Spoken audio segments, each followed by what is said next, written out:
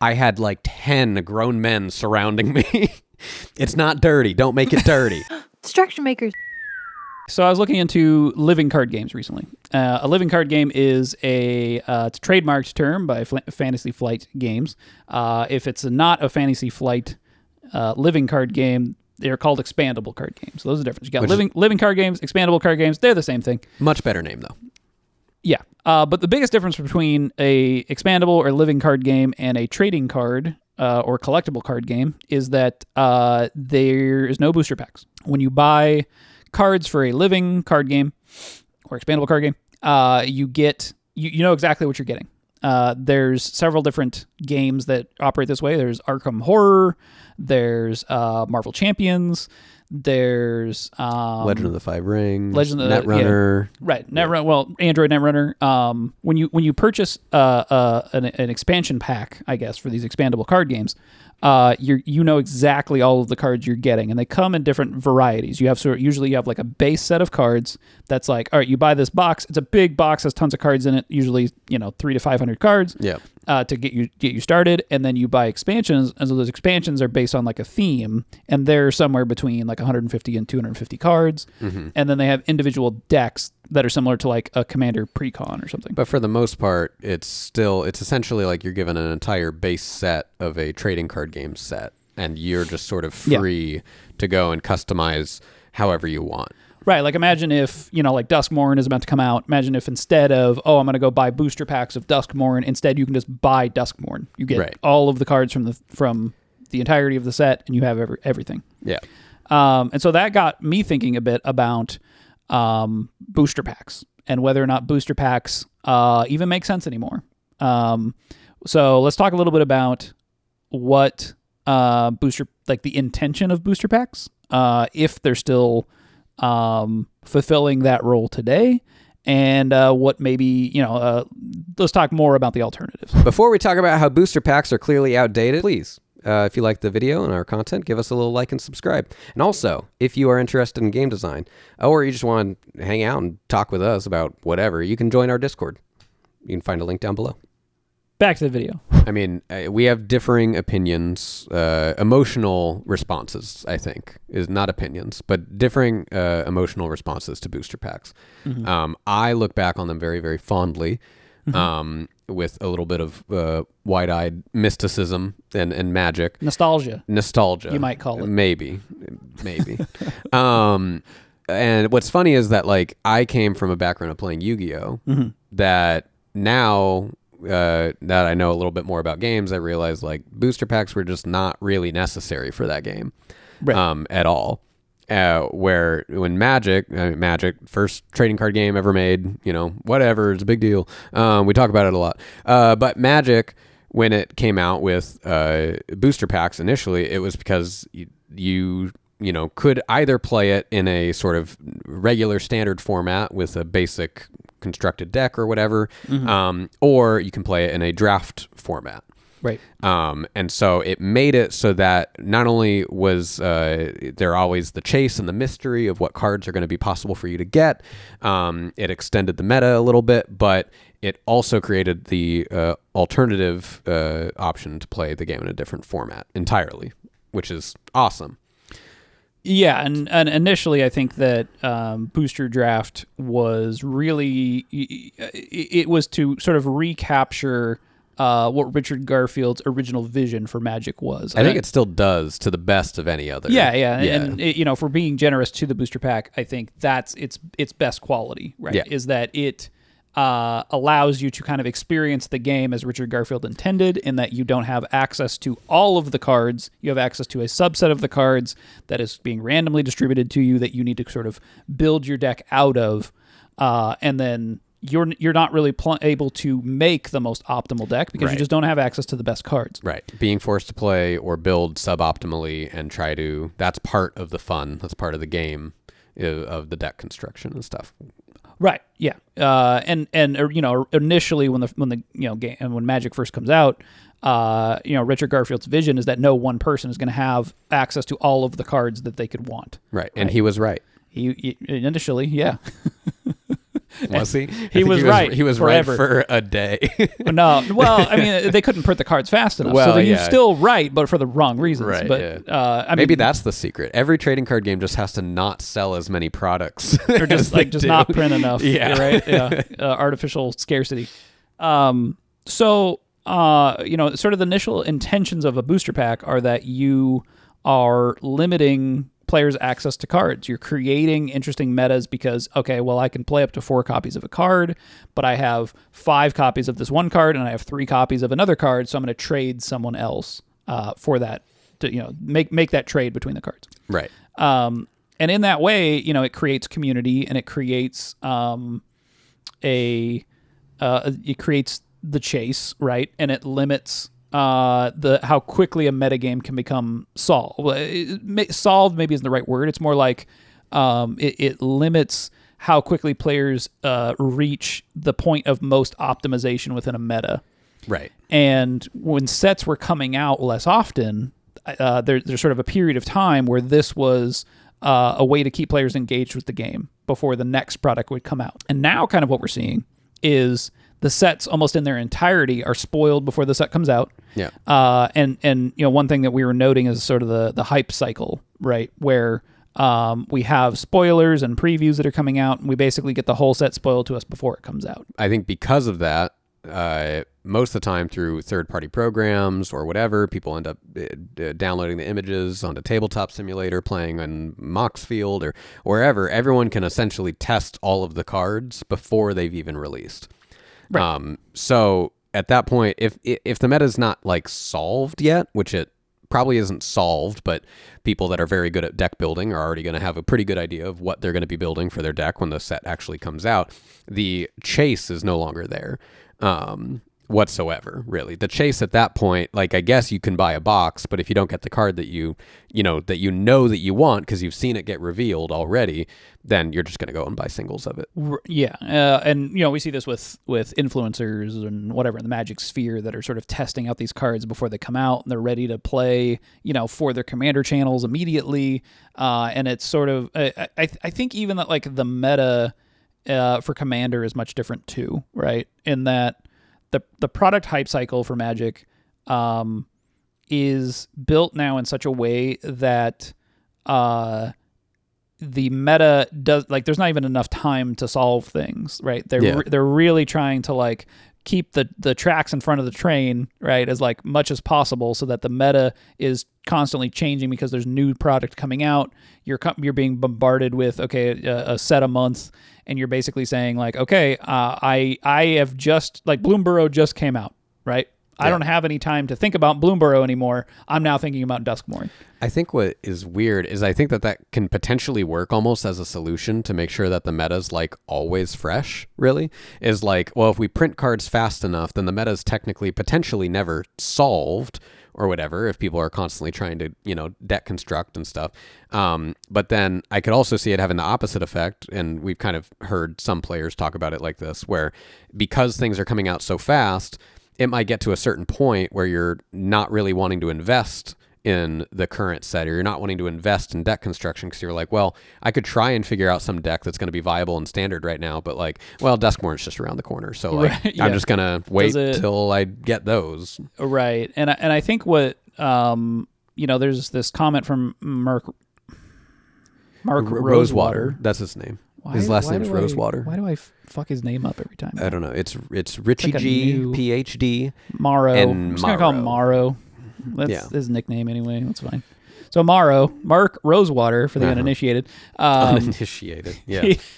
So Mark Rosewater was talking about on a podcast recently about them now having sort of like every card having a place, right? Like every card in a booster pack having some place to go, right? In terms of a format that it's defined for. Yeah. And we see this in rarity, and we also see this in mana value, like mana cost, I think. Yeah. When we look at a booster pack and we think about the destination for these cards, right, and the cards within a set that could be in different spots in the booster pack, we have commons and uncommons that are mostly for draft. Right. We have rares and mythics that are mostly for constructed Magic. But then within rares and mythics, we have constructed competitive constructed and casual constructed, meaning commander, right? And so we see this dichotomy of, okay, well, we're going to attempt to thread this needle and make sure that stuff we're designing for commander doesn't cross-pollinate into competitive constructed. And, you know, I think that they keep stepping in it when they're trying to do this, right? You end up with the Nadu type situation. Yeah.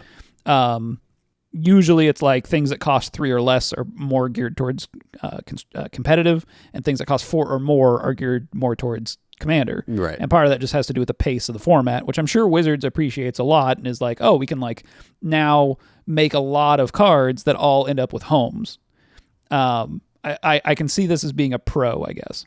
But where the booster pack comes in the situation is where...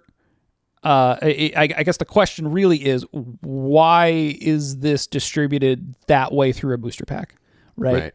When if booster draft was not a format, right? Like if we're looking at other trading card games that don't have a booster draft format, boosters are at that point just sort of a glorified loot box. Right. And I think that's what's funny, because when we were talking about like our differences and our appreciations for booster packs, is like I came up playing Yu-Gi-Oh! Where there's no booster draft format.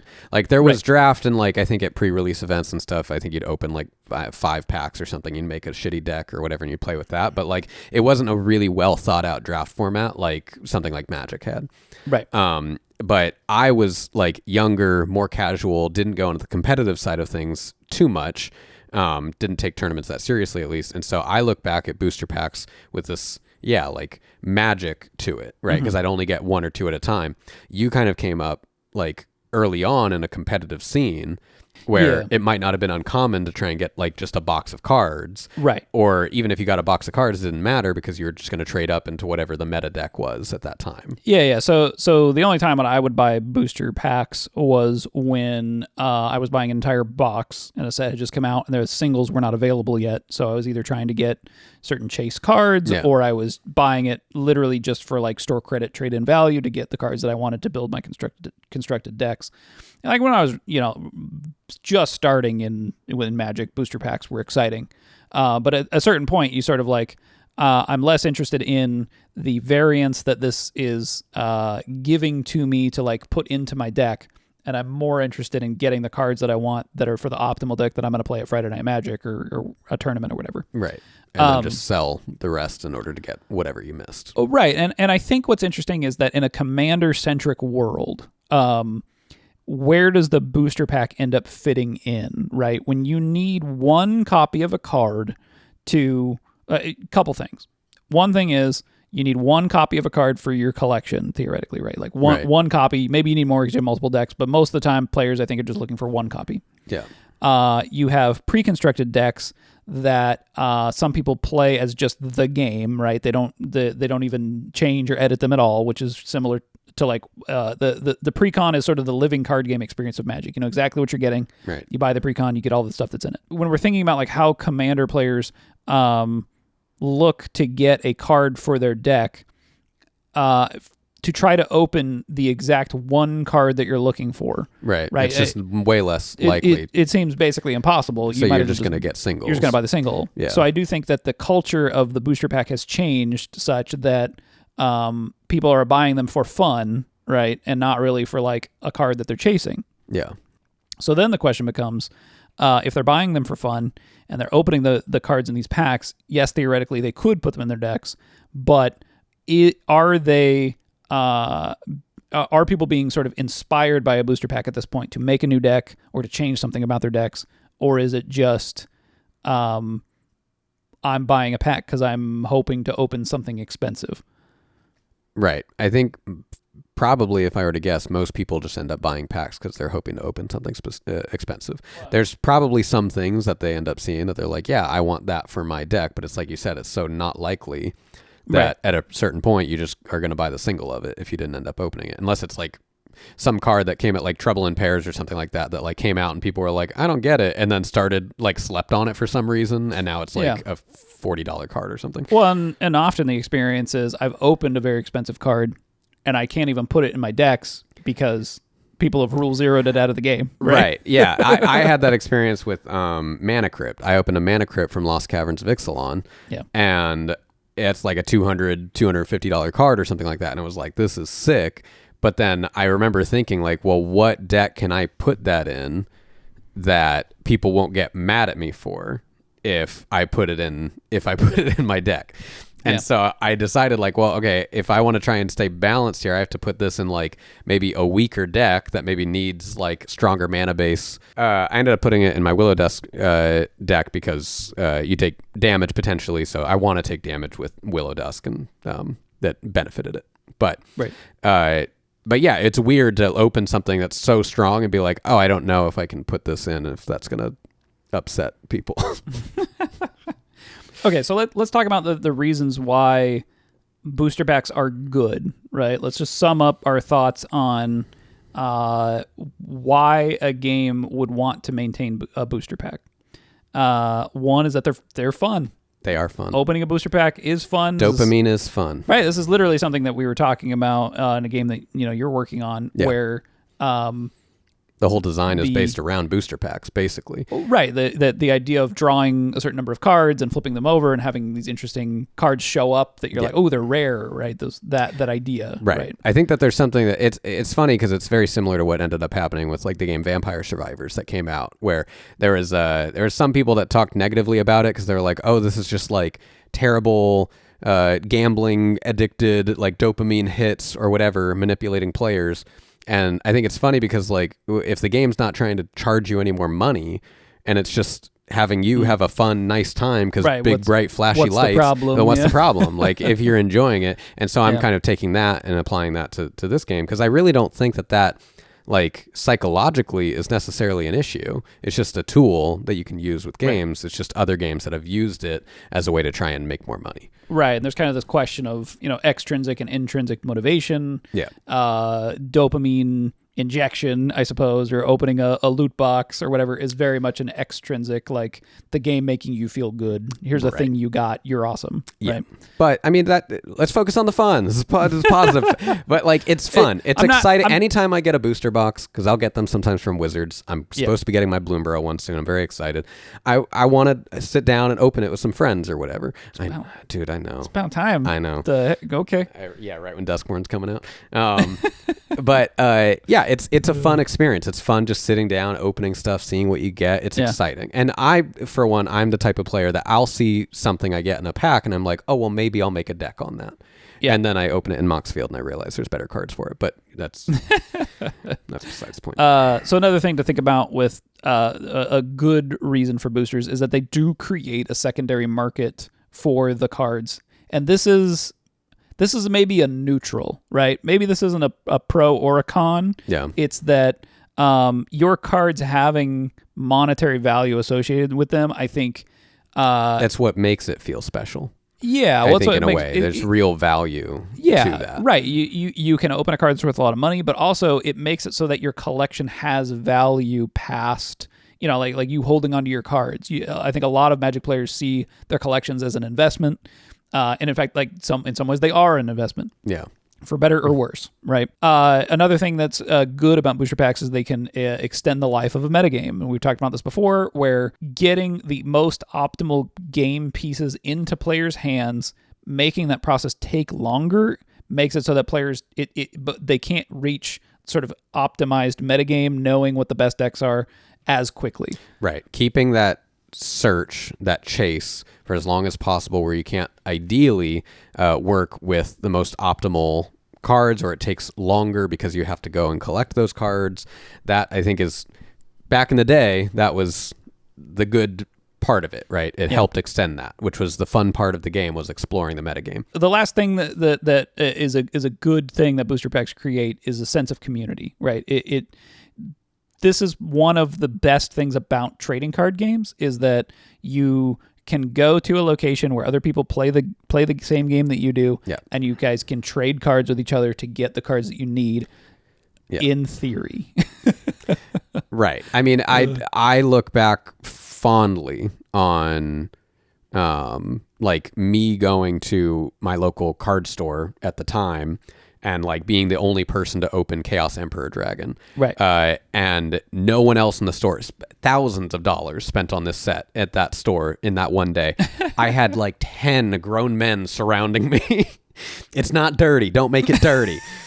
I had 10 nice, respectful men, okay, that smelled like Funyuns. I had a bunch of people from the store surrounding me, watching as I opened like Chaos Emperor You're Dragon. like the kid that hit the home run. Yeah, right? and everyone freaks out. It's this huge positive moment. I have some 30-year-old dude that's like, I'll pay you $100. And I'm like, no. Okay, so let's talk about the cons of the booster pack. Let's talk about the downsides of the booster pack and why they might not be working as intended now. So the first reason is that if the game that is using booster packs does not have a draft environment, it's pretty difficult for me to argue for the fact that they are not predatory.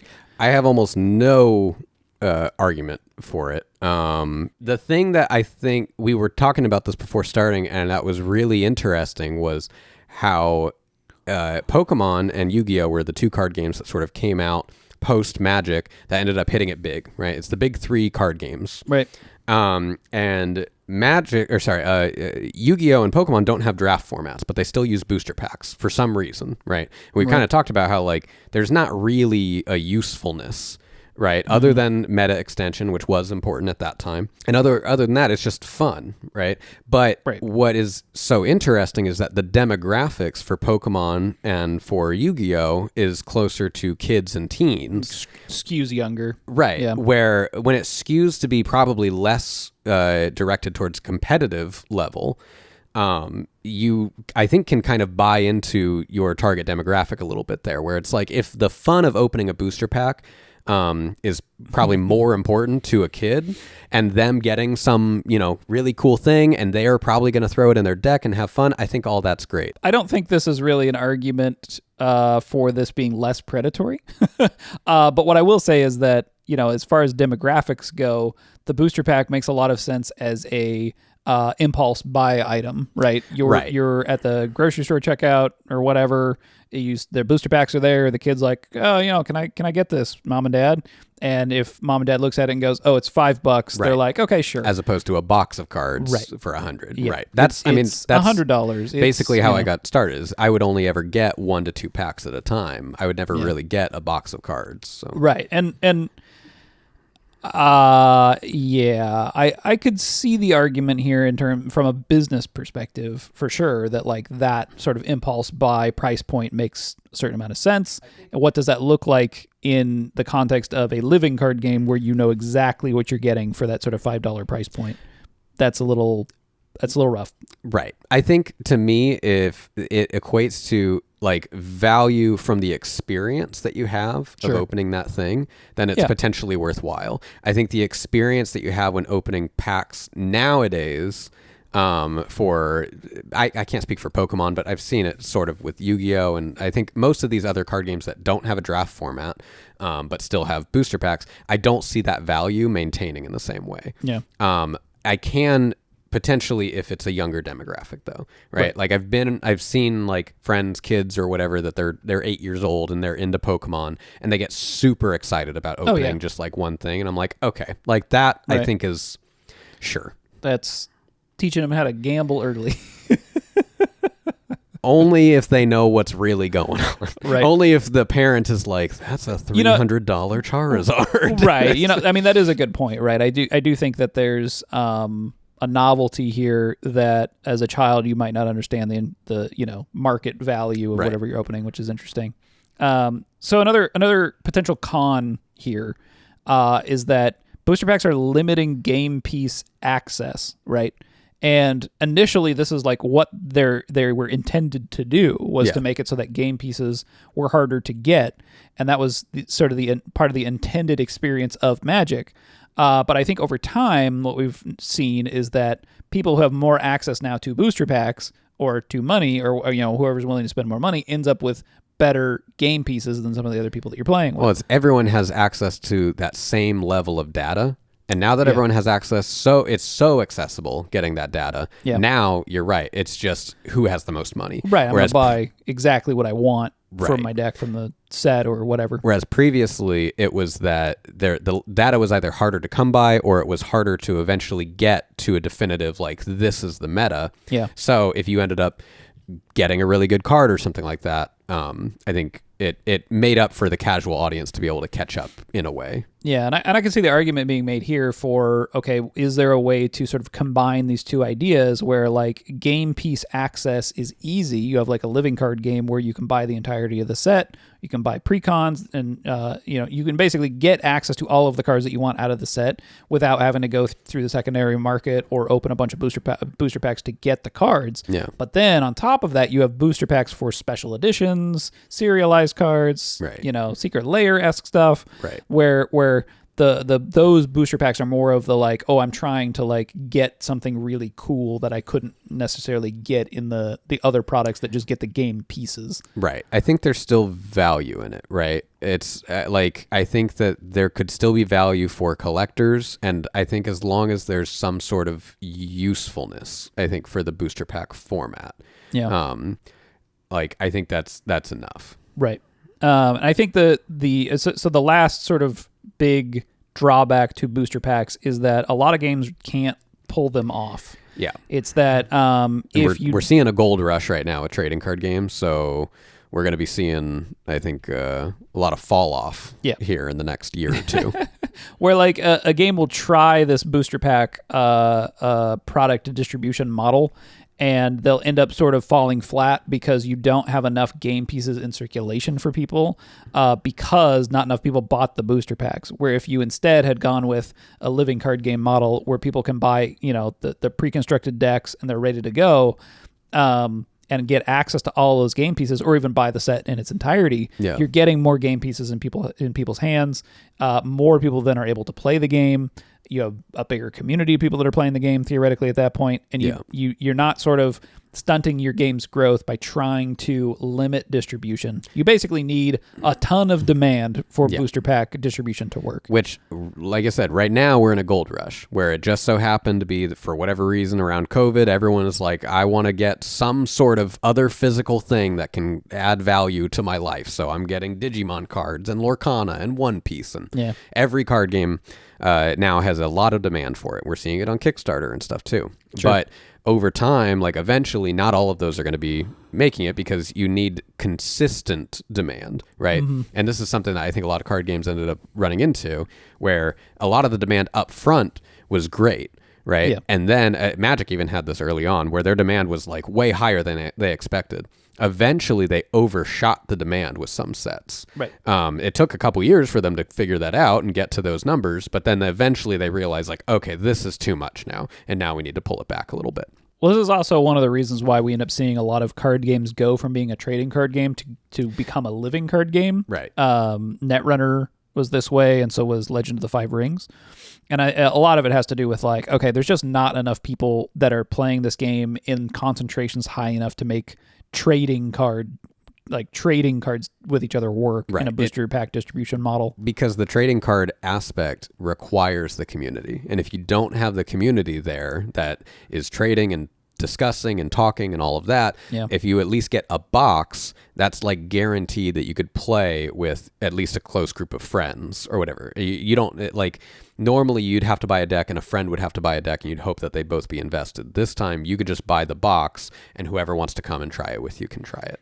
Right. And with this idea in mind that you need enough people who are going to the game store, who are around in a community to play together, and, like, Magic has sort of developed this distribution model where we now are sort of relying on online marketplaces to fill in the space for the game store, right? Where, like, it used to be you'd go to the game store to buy your singles or trade with people. Now it's like, I just go online to buy exactly what I want. And I think that's an experience for a lot of invested players at this point, where the commander groups that are forming, like with Commander being the most popular format, so much of this is being done in small pods of people, right? Yeah. Where it's your 4 friends and that's it. That's your Commander pod.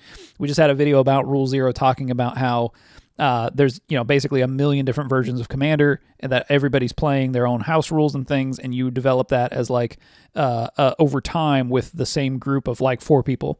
Yeah, that's not a particularly good environment for a trading card game to be in. Right. When you would previously go to a tournament and you just knew everyone was accepting the same sort of rule set, everyone was trying to win, everyone was entering the tournament with the same sort of idea or mindset generally.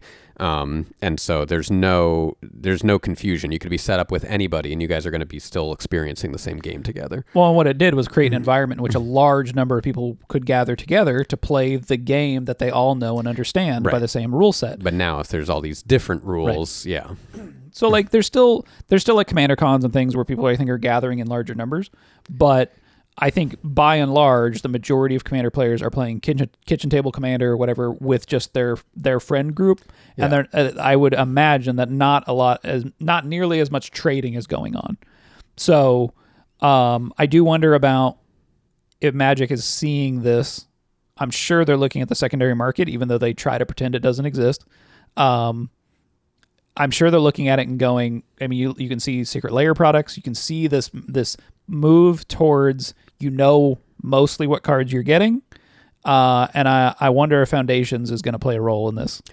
Are we moving away from Foundations? Kind of sounds like it might be Magic's sort of soft, like living card game launch. All right, how do we want to wrap this up? Let's talk about design implications. I think. Okay. Design implications for like if you are making a game and you're thinking you want to make a trading card game. First of all, don't do it. Second of all, no, but seriously, if you're working on a game and you're wanting to make a TCG or you're working on a TCG and you're thinking about the booster pack model versus sort of the living card game model, I think you really need to think about is your game one that is going to be able to attract enough of a player base to? We didn't even talk about Altered, but I'll talk about that in a minute. Right. This is a spot, I think, that can be targeted for improvement within the card game model. We need a new business model. Yes. I think there's definitely some room for experimentation right now. Right, and we can see companies like Altered finding ways to sell singles effectively. Yeah. Right? We'll see how it works out for them. Right. It's interesting. I don't know if it's going to work, but we'll see. I'm very curious to see how it plays out. Gotta see how it goes. So I do think that, consider, do you have a draft format? Right. Can your game be played in a booster draft environment? I think that's obviously a pretty good reason to have booster packs. How important is it that players have access to game pieces? I think that's another thing to ask yourself. Realistically, is your game going to attract a large enough player base to get those game pieces in people's hands? Right. And then finally, I do think that you need to ask yourself, are you making a product that's predatory? And that, if you're not the person making those business decisions, maybe that's not something you can really think about. Right. But if you are, I do think that understanding